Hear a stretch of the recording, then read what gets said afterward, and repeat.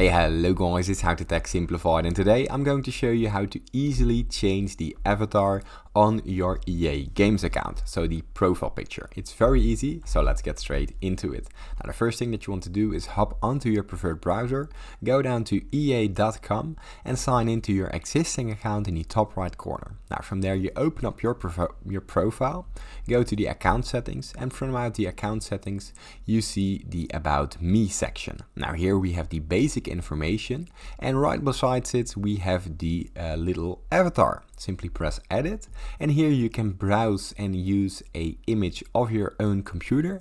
So use a own image, or simply use the avatar gallery to choose a avatar from out a game that you like. Now it's very easy, simply press save, and that's about it.